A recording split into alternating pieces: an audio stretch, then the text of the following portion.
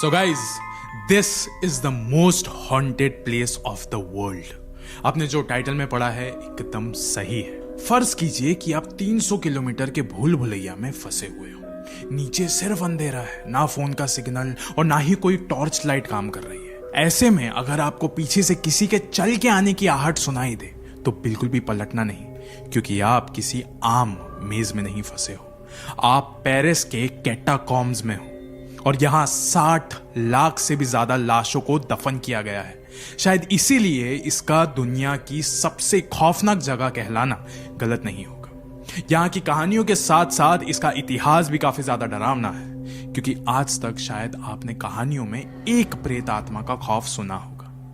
तो जरा सोचिए, जहां 60 लाख लाशें हैं वहां क्या होता होगा। और गाइस, जिन कहानियों का आज मैं जिक्र करने वाला हूं वो बिल्कुल भी रात में देखने लायक नहीं होगी। और अगर फिर भी आप इसे रात में देखना चाहते हो तो खौफ से जागने के लिए तैयार हो जाइए। लेकिन अब ये वीडियो शुरू करने से पहले ऐसे ही और हॉरर एंड मिस्टीरियस वीडियोस देखने के लिए सब्सक्राइब कर दीजिए इस चैनल को। एंड गाइस, एक बहुत ही महत्वपूर्ण बात, हमने ये पूरी प्लेलिस्ट बनाई थी टॉप 5 मोस्ट हॉन्टेड प्लेसेस की, तो वो प्लेलिस्ट आज कंप्लीट होता है, as this is the most haunted place of the world. तो कृपया करके एक लाइक दबा दीजिए हमारी और हमारी टीम की पूरी मेहनत के लिए। अब ये कहानी शुरू होती है। गाइस, पेरिस शहर जितना ऊपर से बड़ा है उतना ही नीचे से भी है, क्योंकि यहाँ एक ऐसा कब्रिस्तान है जिसे कैटाकॉम्स कहते हैं और ये 300 किलोमीटर बड़ा है। हालांकि लोगों के लिए सिर्फ 0.5% ही एक्सेसिबल है और जितनी भी कहानियां आपको सुनने मिलेगी वो उसी 0.5% एरिया की है। यानी आप सोच सकते हो कि बाकी का 99.5% कितना ज्यादा खौफनाक होगा।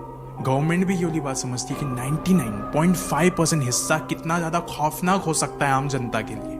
इसकी जो कहानी रही है, इसका जो इतिहास रहा है, ये कभी लोगों के सामने आना लोगों ने जरूरी ही नहीं समझा। गवर्नमेंट कभी इसके बारे में बात ही नहीं करती।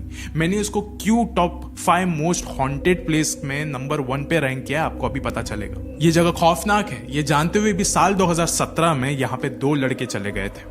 वो दोनों ही चाहते थे कि एक बार बस आम लोग यहां से चले जाएं, फिर हम इस जगह का बाकी हिस्सा एक्सप्लोर करेंगे। अब सुबह से शाम हो चुकी थी, वहां जितने भी टूरिस्ट आए हुए थे वो एक एक करके वहां से निकल चुके थे। अब अगर कोई बाकी रह गया था तो वो ये दोनों ही थे। कुछ देर तक सब एकदम नॉर्मल लग रहा था, दोनों हंसी मजाक कर रहे थे, लेकिन जब उन्हें निकलने का मन कर रहा था तब उन्हें पता चला कि दरवाजा तो बाहर से ही बंद हो चुका है। वो दोनों सोच ही रहे थे कि अब क्या करना चाहिए, तब उन्हें वहां पे एक साइन नजर आता है, stop, this is the empire of death. यानी यहीं रुक जाओ, आगे मौत का राज चलता है। पर उन दोनों के लिए शायद ये पहला और आखिरी मौका था, क्योंकि सुबह होने तक वैसे भी उन दोनों को वहीं पर बंद रहना था, तो अब कुछ ना कुछ तो करना ही था। तो वो दोनों और भी अंदर चले गए, लेकिन जैसे जैसे वो लोग अंदर जा रहे थे उन्हें घुटन महसूस होने लग रही थी। ऐसा लग रहा था जैसे कि अब वो अंदर अपनी मर्जी से जा ही नहीं रहे, कोई तो उन्हें अंदर खींच कर ले जा रहा हो। उन दोनों ने पीछे मुड़कर जाने की बहुत ज्यादा कोशिश करी, लेकिन हर बार वो रास्ता भटक जाते थे। वो दोनों एक जगह आके बैठ गए, लेकिन तभी उन्हें ऐसा लगा जैसे कि कुछ तो चीज है यहाँ, जो कि बस यहां से वहां भागे जा रहा है। महसूस हो रही है पर दिखाई नहीं दे रही है। और उसी समय उनके पास से ही कुछ खुदाई की आवाजें आने लगती हैं। वो दोनों वहां पे भाग के चले जाते हैं कि शायद यहाँ कोई हमारे अलावा मौजूद है, हम बच सकते हैं। लेकिन जब वो दोनों वहां पर पहुंचे तब एक फटे पुराने कपड़े में मजदूर एक कब्र खोद रहा था। उसने इन दोनों लड़कों के सामने देखा और कहा, तुम भी मर चुके हो, तुम्हारी भी कब्र खोदनी है क्या? उस शख्स को देखकर ये दोनों लड़के वहां से भाग के चले जाते हैं, लेकिन जब उनमें से एक पलटकर देखता है तब वहां पे कोई भी नहीं था।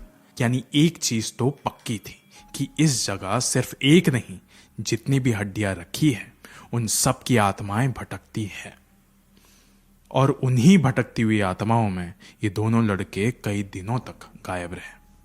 फिर तकरीबन 3 दिनों बाद जब उन लड़कों के माँ बाप ने कंप्लेंट में कहा कि आखिरी बार हमारे बच्चे किसी कैटाकॉम में जाने की बात कर रहे थे, उसके बाद वो कभी घर लौट कर नहीं आए। इसके बाद तुरंत पुलिस ने स्निफिंग डॉग्स की मदद से उन लड़कों को कैटाकॉम से बाहर निकाला। बचने के बाद ऐसा लग रहा था जैसे कि उनकी याददाश्त ही चली गई हो। एंड गाइस, इस जगह पर ऐसा ही होता है और ये एक अकेला किस्सा नहीं है। ऐसे खौफ इस जगह ने बहुत लोगों को दिए हैं। ऐसा ही एक किस्सा है 1990 का, जब एक एक्सप्लोरर यहाँ पे अपना कैमरा रिकॉर्डर लेकर आया था। उसने अलग अलग हड्डियां अपने हाथ में पकड़ी थी, अपने कैमरा में वो वहां की तस्वीरें कैद कर रहा था, लेकिन अचानक उसकी सांसें बहुत तेज होने लगी। ऐसा लग रहा था जैसे कि अब वो चलने की बजाय दौड़ रहा है, और बस कुछ ही सेकंड्स में वो अपना कैमरा वहीं पर फेंक देता है और न जाने दौड़ते हुए वो कहां चले जाता है।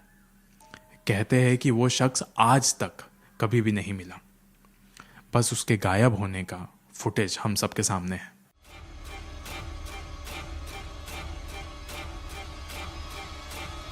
यानी इस गुफा के अंदर ऐसी एक ताकत बसती है जो कि अंदर जाने वाले हर शख्स को बुलाती है, लेकिन जाने नहीं देती।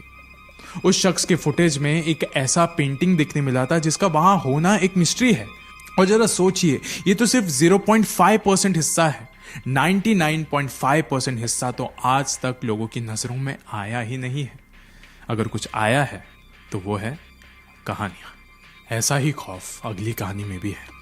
गाइस, फ्रेंच रेवोल्यूशन के वक्त 1793 के दौरान वॉल दे ग्रासे हॉस्पिटल का एक सिक्योरिटी गार्ड हुआ करता था जिसका नाम है फिल्बर्ट एस्प्रेट।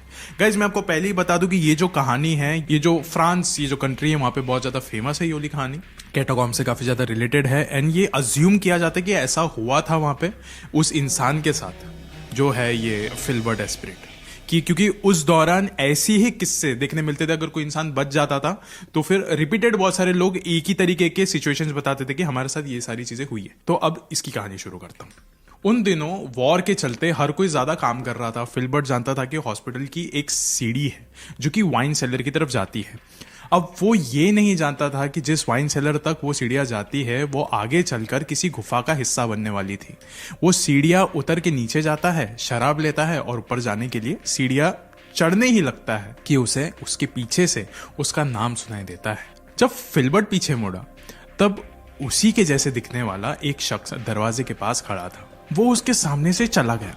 फिल्बर्ट ने सोचा कि मैंने तो अभी तक शराब को हाथ भी नहीं लगाया, फिर ये मुझे वहम कैसे हो रहा है, मुझे अब तक चढ़ी भी नहीं है, फिर भी ये सब कुछ दिखाई दे रहा है, मुझे इसका पीछा करना चाहिए। जब फिल्बर्ट उसका पीछा करता है तब उसे समझ आता है कि अब मेरे आसपास सिर्फ हड्डियां हैं, सिर्फ और सिर्फ मुर्दों की हड्डियां।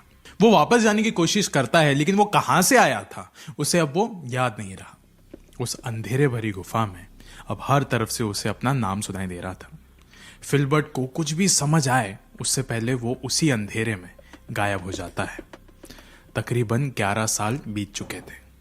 फिल्बर्ट की लाश 11 साल बाद जाके बरामद होती है, और सबसे चौंका देने वाली बात तो ये थी कि उसकी लाश जहां से मिली वो उन्हीं सीढ़ियों के पास से थी।